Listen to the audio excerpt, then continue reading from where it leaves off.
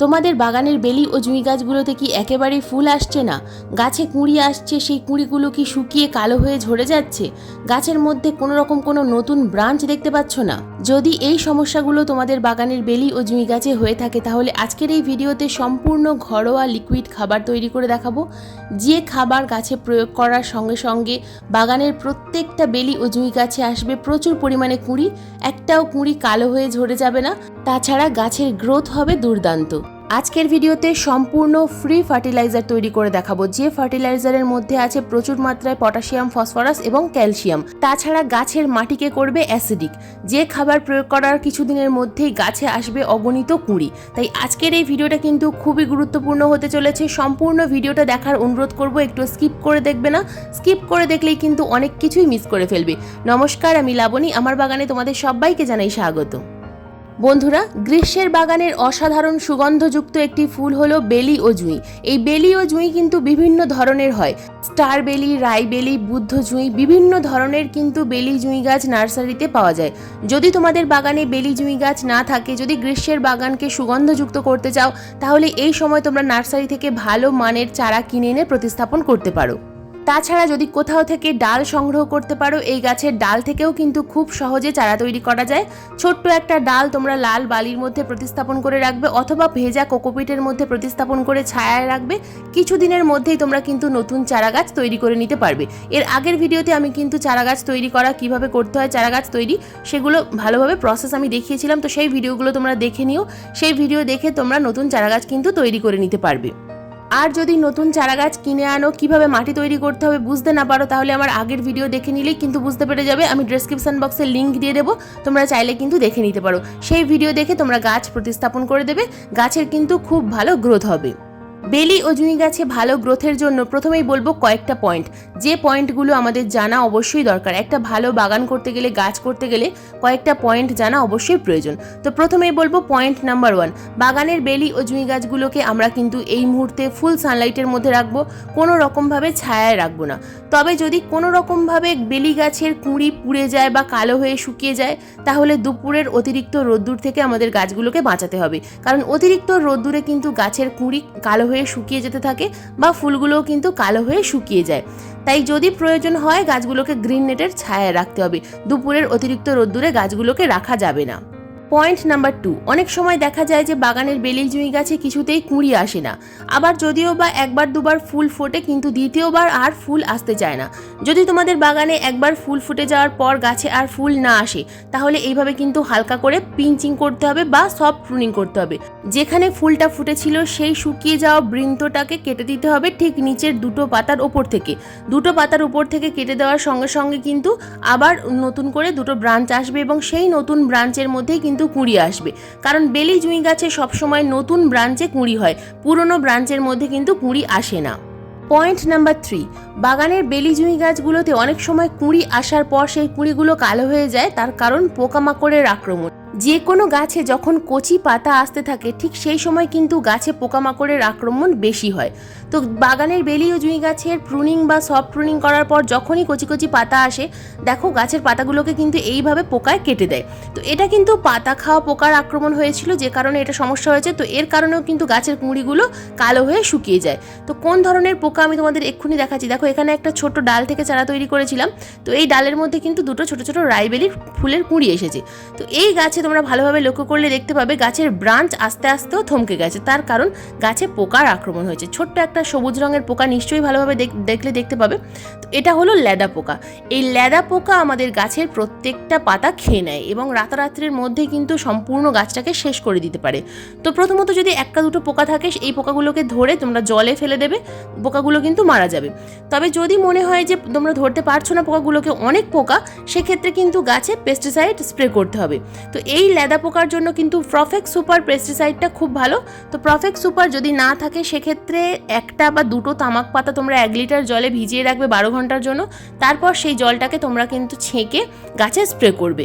তো যে কোনো পেস্টিসাইড, অর্গ্যানিক হোক অথবা রাসায়নিক, সমস্ত পেস্টিসাইড কিন্তু বিকালবেলা স্প্রে করতে হয়, সন্ধ্যার সময় স্প্রে করতে হয়, তবেই কিন্তু গাছ ভালো থাকে। রোদ্দুরে কিন্তু কখনোই কোনো পেস্টিসাইড স্প্রে করা যাবে না। পয়েন্ট নাম্বার 4, বন্ধুরা, বেলি ও জুঁই গাছে আমরা জল কতটা পরিমাণ প্রয়োগ করব। যেহেতু এখন গ্রীষ্মকাল আর গাছ যদি সবসময় ফুল সানলাইটের মধ্যে থাকে তাহলে প্রতিদিন কিন্তু এই গাছের জল শুকিয়ে যাবে, মাটি শুকিয়ে যাবে। তাই প্রতিদিনই আমাদেরকে জল প্রয়োগ করতে হবে। মাটি যেন কখনো অতিরিক্ত শুকিয়ে না যায়, মাটি যেন সবসময় হালকা ময়েশ্চার থাকে। অনেক সময় দেখা যায় যে মাটি অতিরিক্ত শুকিয়ে গেছে এবং যার ফলে গাছের কুঁড়িগুলো কিন্তু কালো হয়ে ঝরে পড়ছে। পয়েন্ট নাম্বার 5, গাছে খাবার প্রয়োগ করতে হবে। তো খাবার প্রয়োগ করার আগে যে কাজটা সবসময় আমি বলে থাকি সেটা হলো টবের মাটি হালকা করে খুশে ফেলতে হবে। টবের মাটি যেন কখনোই জমাট বেঁধে না থাকে। মাটি খোসা থাকলে, মাটি আলগা থাকলে এক্সট্রা যে যদি কোনো রকমভাবে জল মাটিতে থাকে সেই জলটা কিন্তু শুকিয়ে যায়। অতিরিক্ত জল জমার কারণে গাছের কাণ্ড অনেক সময় ডাইব্যাক হয়ে যায়, তো সেই সমস্যাটা কিন্তু আর হয় না। তাই মাটি প্রত্যেক মাসে 2 বার করে খুশে দেওয়ার চেষ্টা করবে। তো দেখো আমি কিন্তু খুব ভালোভাবে মাটিটাকে খুশে দিলাম। মাটি খুশে দেওয়ার পর এখানে কিন্তু আমাদেরকে প্রথম একটা খাবার প্রয়োগ করতে হবে। তারপর লিকুইড খাবারটা কিভাবে তৈরি করব সেটা তো অবশ্যই দেখাবো। তো তার আগে প্রথম যে খাবারটা আমি এখানে প্রয়োগ করব সেটা হলো কম্পোস্ট। কম্পোস্ট গাছের মাটিতে প্রতি মাসে একবার হলেও প্রয়োগ করতেই হবে। কম্পোস্টের মধ্যে আছে ন্যাচারাল এনপিকে। অন্যান্য কোনো খাবার যদি প্রয়োগ নাও করতে পারো, যে কোনো কম্পোস্ট, 1 বছরের পুরনো গোবর সার অথবা পাতা পচা সার অথবা ভার্মি কম্পোস্ট, যে কোনো কম্পোস্ট টবের সাইজ অনুযায়ী প্রয়োগ করতে হবে। 8 ইঞ্চি সাইজের টব হলে 2 মুঠো পরিমাণ, 10 ইঞ্চি সাইজের টব হলে 3 মুঠো পরিমাণ, 12 ইঞ্চি সাইজের টব হলে 4 থেকে 5 মুঠো পরিমাণ।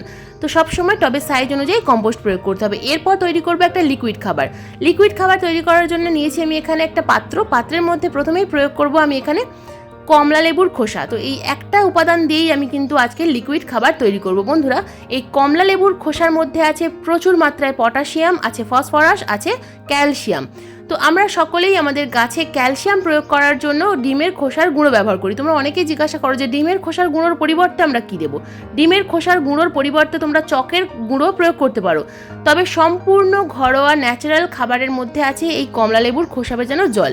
তোমরা কমলা লেবুর খোসা বা যে কোনো লেবুর খোসা ব্যবহার করতে পারো, শুধুমাত্র যে কমলা লেবুর খোসা নিতে হবে তা নয়। আমার কাছে কমলা লেবুর খোসা অ্যাভেলেবেল ছিল, সেই কারণে আমি কমলা লেবুর খোসা দিয়ে কিন্তু এই খাবারটা তৈরি করব। কমলা লেবুর খোসা 2টো এবং 500 ml জল। তো একটা এয়ারটাইট কন্টেনারের মধ্যে ভর্তি করে আমি একটা ছায়া জায়গায় রেখে দেবো। অন্তত 2 দিনের জন্য এটাকে রাখতে হবে। ছায়া জায়গার মধ্যে তোমরা 3 দিন চাইলেও কিন্তু এই লিকুইডটা তৈরি করতে পারো। যত দিন বেশি ভেজাবে সেই রকম অনুপাতে কিন্তু তোমাদেরকে জল মিশিয়ে, সাধারণ জল মিশিয়ে তবেই গাছে প্রয়োগ করতে পারবে। কারণ সরাসরি যে কোনো খাবার গাছে প্রয়োগ করা যাবে না। সরাসরি খাবার প্রয়োগ করলে গাছের ক্ষতি হতে পারে। তো দেখো আমি কিন্তু ভালোভাবে এই জলের মধ্যে কমলালেবুর খোসাটাকে মিশিয়ে ছায়া জায়গায় রেখে দেবো। তো এটা ঠিক 2 দিন পর কিন্তু তৈরি হবে। তারপর আমরা গাছে প্রয়োগ করব। দেখো এটা কিন্তু 2 দিন পর তৈরি হয়ে গেছে গাছে প্রয়োগ করার জন্য। তো এটা কিভাবে গাছে প্রয়োগ করব সেটা এবার দেখে নেব। তো কমলা লেবুর খোসা ভেজানো জল আমরা যখনই গাছে প্রয়োগ করব টবের মাটি কিন্তু অ্যাসিডিক হয়ে যাবে। আর আমাদের যে কোনো বাগানের গোলাপ, জবা বা বেলি, জুঁই প্রত্যেকটা গাছ কিন্তু অ্যাসিডিক সয়েল ভীষণ পছন্দ করে। তো এখানে একটা অন্য বড় পাত্র নিয়েছি। বড় পাত্রের মধ্যে আমি প্রথমে লিকুইডটা ছেঁকে নেব। তো সম্পূর্ণ 500 ml লিকুইডটাই কিন্তু আমি এখানে ঢেলে দিলাম অন্য পাত্রের মধ্যে। এবার এই 500 ml তরল খাবারের সঙ্গে আমি আরও 1 লিটার সাধারণ জল মিশিয়ে নেব। তো যেহেতু আমি 2 দিন লেবুর খোসাটা ভিজিয়েছি সেই কারণে আমি 1 লিটার জল দিলাম। যদি 1 দিন ভেজাতাম তাহলে 500 ml লিকুইডের সাথে 500 ml সাধারণ জল মেশাতাম। যদি 3 দিন ভেজাতে হয় সেক্ষেত্রে কিন্তু 1.5 লিটার সাধারণ জল মেশাতে হবে, তা না হলে কিন্তু গাছের ক্ষতি হবে। তো দেখো আমি এবার কতটা পরিমাণ গাছে প্রয়োগ করছি। একটা 8 ইঞ্চি মাটির টবে 400 থেকে 500 ml লিকুইড খাবার প্রয়োগ করতে হবে। যেহেতু মিডিয়া অনেকটা শুকনো ছিল সেই কারণে আমি কিন্তু অনেকটাই প্রয়োগ করছি। এতটা বেশি প্রয়োগ করব না যেন টবের ড্রেনেজ হোল দিয়ে বাইরে বেরিয়ে যায়, আবার এতটা কম দেবো না যেন ভালোভাবে মিডিয়া না ভেজে। তো প্রত্যেকটা 8 ইঞ্চি সাইজের টবে আমি কিন্তু এরকম 2 গ্লাস পরিমাণ দিয়ে দিচ্ছি। অনুষ্ঠান বাড়ির যে গ্লাসগুলো হয় সেই গ্লাসের 2 গ্লাস পরিমাণ। আর যদি টবের সাইজ ছোট হয় সেক্ষেত্রে কিন্তু 1 গ্লাস পরিমাণ খাবার প্রয়োগ করতে হবে। তো খাবার সবসময় কিন্তু বুঝে বুঝে প্রয়োগ করবে, মিডিয়া যেন সম্পূর্ণ ভিজে যায়, তবেই কিন্তু রেজাল্ট পাওয়া যাবে। তো এই লিকুইডটা আমরা 10 দিন অন্তর অন্তর বাগানের প্রত্যেকটা বেলি, জুঁই গাছে প্রয়োগ করব, তবেই কিন্তু ভালো রেজাল্ট পাবে। যদি কম প্রয়োগ করো তাহলে কিন্তু রেজাল্ট ভালো পাওয়া যাবে না। যেহেতু এই কমলালেবুর খোসার মধ্যে আছে প্রচুর মাত্রায় পটাশিয়াম, ফসফরাস এবং ক্যালসিয়াম, এটা প্রয়োগ করার সাথে সাথেই তোমরা কিন্তু 100% রেজাল্ট পাবে। পটাশিয়াম থাকার কারণে গাছের কুঁড়ি আর হলুদ হয়ে ঝরে পড়বে না, গাছে প্রচুর পরিমাণে কুঁড়ি আসবে। ফসফরাস থাকার কারণে গাছের শিকড়ের বৃদ্ধি হবে, গাছেরও বৃদ্ধি হবে। আর ক্যালসিয়াম থাকার জন্য গাছের কুঁড়িগুলো কিন্তু একটাও আর কালো হয়ে শুকিয়ে ঝরে পড়বে না। যেহেতু এই লেবুর খোসা ভেজানো জল প্রয়োগ করলে মাটি অ্যাসিডিক থাকে, আর বেলি, জুঁই গাছ যেহেতু অ্যাসিডিক সয়েল ভালোবাসে তাই গাছে কিন্তু 100% প্রচুর কুঁড়ি আসবে। তবে এই খাবার প্রয়োগ করার পাশাপাশি গাছে কিন্তু যে কোনো একটা ভালো মানের মাইক্রোনিউট্রিয়েন্টস অবশ্যই স্প্রে করতে হবে।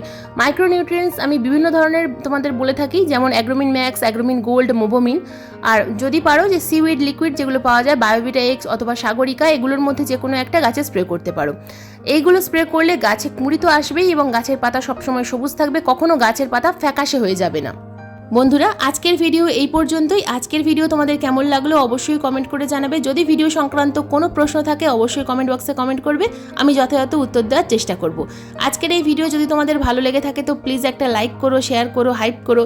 চ্যানেলে নতুন বন্ধু হয়ে থাকলে চ্যানেলটাকে সাবস্ক্রাইব করে পাশের বেল আইকনটা প্রেস করে দিও এরকম নিত্য নতুন বাগান সংক্রান্ত ভিডিও দেখার জন্য। কারণ এইরকম নিত্য নতুন বাগান সংক্রান্ত ভিডিও আমি প্রতিদিন ঠিক সন্ধ্যা 6টার সময় আপলোড করে থাকি। আর ভিডিও আপলোড করার সঙ্গে সঙ্গে যখন এই ভিডিও লাইভ হবে তোমাদের মোবাইল স্ক্রিনে অথবা কম্পিউটার স্ক্রিনে ভিডিও নোটিফিকেশন পৌঁছে যাবে। আজকের এই ভিডিওটা সম্পূর্ণ মনোযোগ দিয়ে দেখার জন্য তোমাদের সবাইকে জানাই অসংখ্য অসংখ্য ধন্যবাদ।